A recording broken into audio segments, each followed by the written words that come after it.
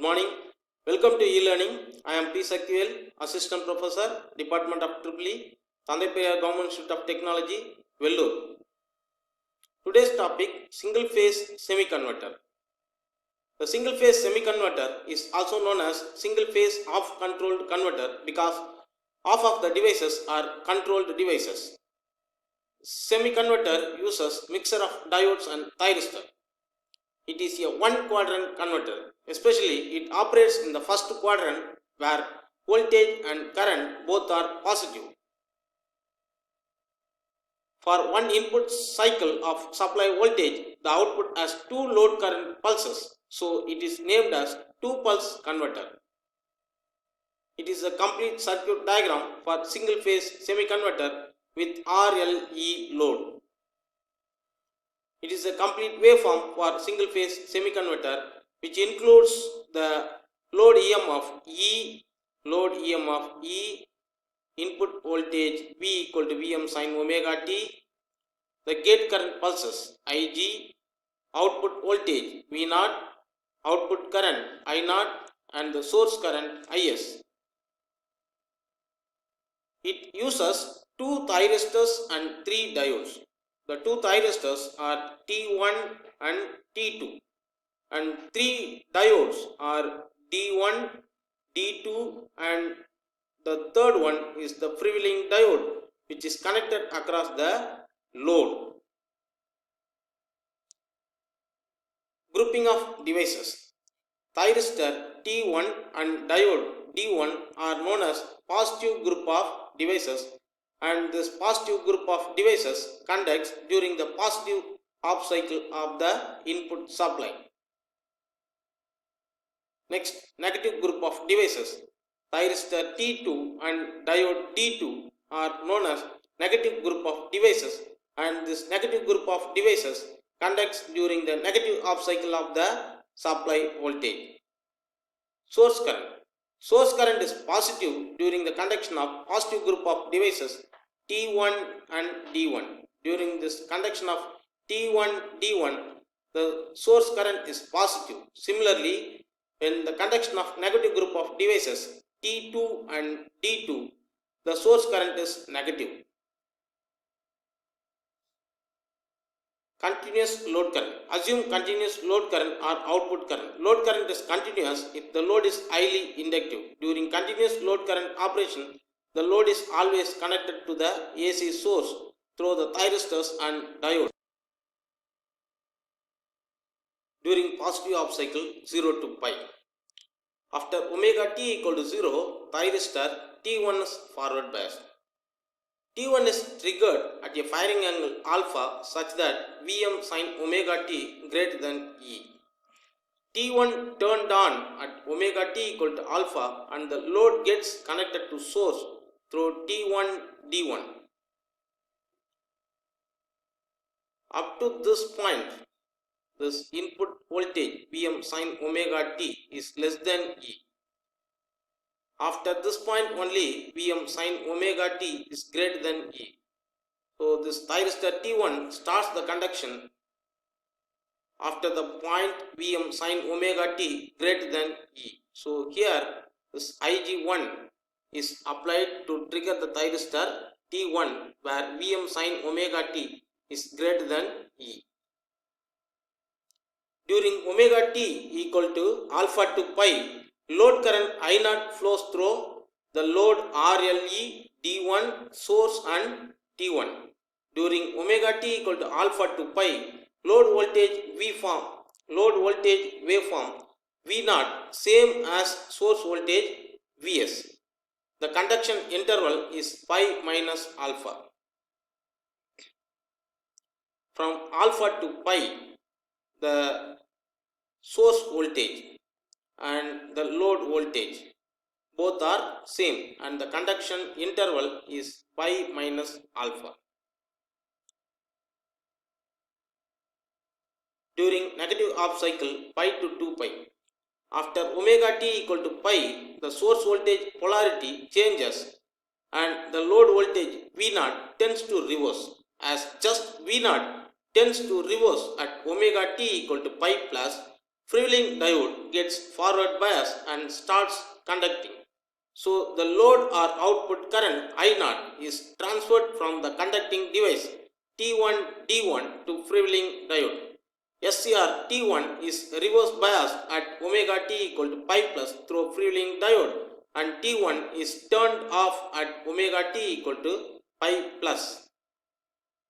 The load terminals are short circuited through freewheeling diode. Therefore, load or output voltage V0 is 0. After omega t equal to pi during negative half cycle, T2 will be forward bias. At omega t equal to pi plus alpha, source voltage Vs is greater than E and T2 is triggered. See here, after pi, the source voltage gets reversed. So due to reverse of this source voltage, the output voltage also tends to reverse. But during this period of pi plus, the freewheeling diode gets forward bias. The freewheeling diode gets forward bias. If the freewheeling diode gets forward bias, means it makes a short circuit across the load. So the voltage across the short circuit is 0.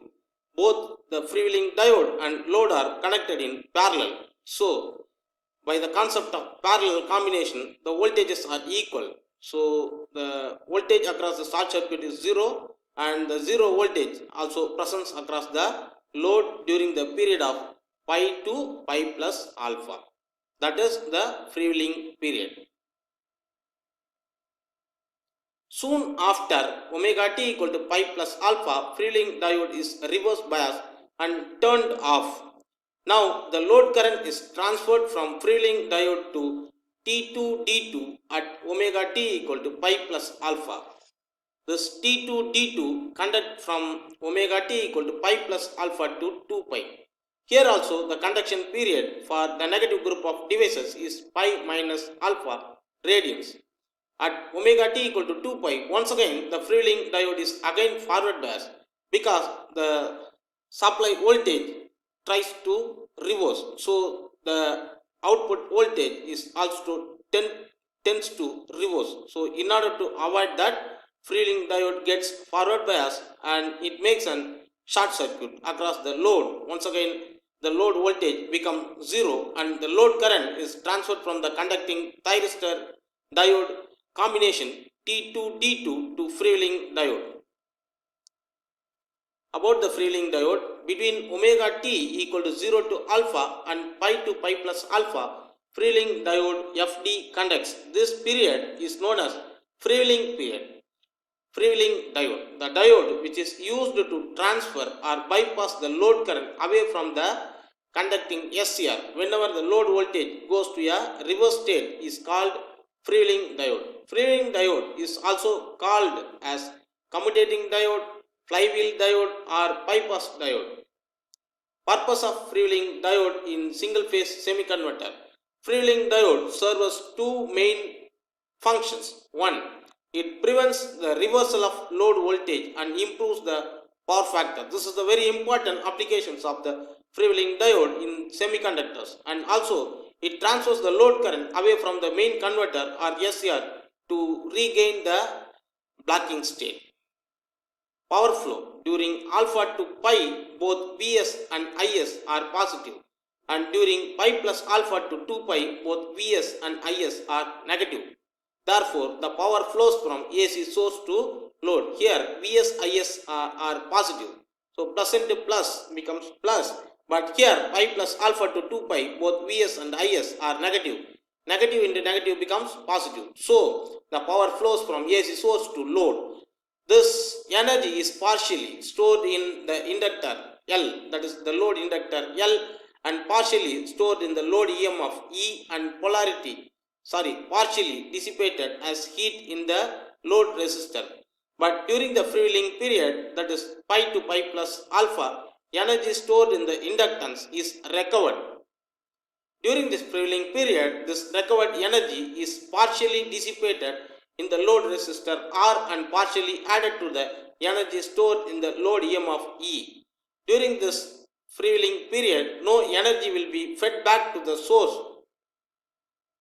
average and RMS output voltages. The average value of output voltage V0 is given by V0 equal to 1 by pi, but actually it is a 2 pulse converter, so 2 by 2 by it becomes 1 by pi, and integration over the limit conduction period of the semiconductor is alpha to pi. So integration over the limits alpha to pi Vm sin omega t into d omega t becomes Vm by pi into 1 plus cos alpha.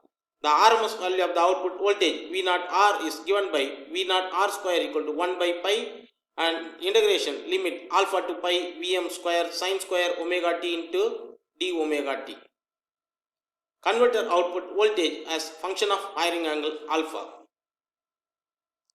This full line shows the converter output voltage as function of firing angle alpha.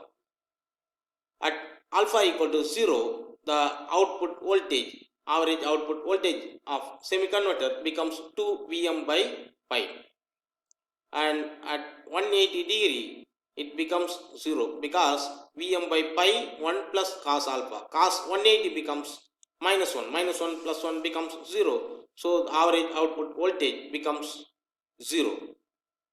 Thank you.